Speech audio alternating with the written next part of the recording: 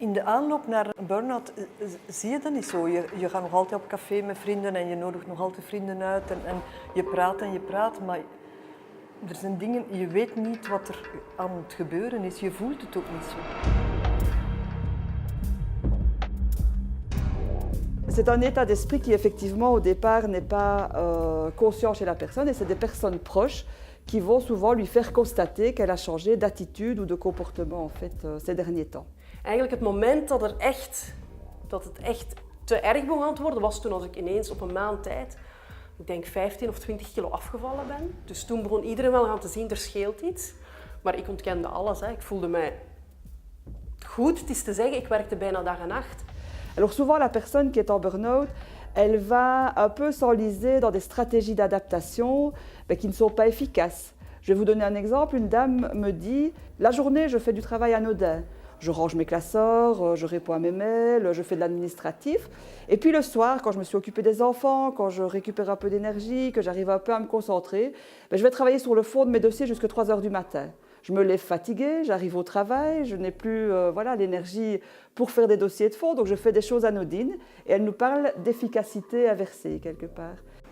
En dan kan je niet slapen en je denkt, ja, dat is van, oké, het is gewoon een beetje te veel. En je krijgt slaapmedicatie. Dan kreeg ik maagproblemen, oké, pilletjes voor maagzuur. En dat had dan ook een invloed op mijn werk, omdat ik kon ineens veel minder goed plannen, veel minder goed organiseren, terwijl dat eigenlijk mijn job was. Et donc il souligne bien qu'il y a 4 symptômes principaux. Donc il y a vraiment cet épuisement physique et psychologique de la personne. Donc on a souvent vraiment une perte d'énergie, une fatigue qui s'installe chez la personne. On a souvent une distanciation mentale qui est vraiment caractérisée par un retrait du travail, qu'il soit mental ou physique, un isolement de la personne. On a aussi, troisième symptôme, une perte du contrôle cognitif.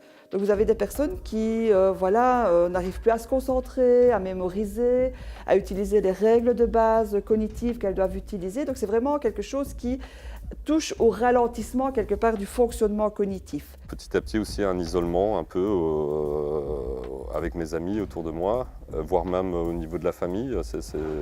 J'étais vraiment dans une bulle un peu enfermée.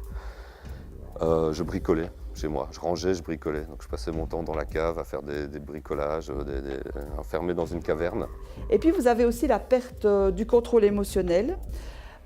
Qui là va susciter des réactions émotionnelles exacerbées, une faible tolérance par rapport à la frustration au travail. Et on sent qu'il y a aussi une perte de contrôle émotionnel chez la personne. En dan word je angstig en dan krijg je minder zelfvertrouwen. En zo raak je in die cirkel van waar je niet meer uit geraakt tot als je crasht.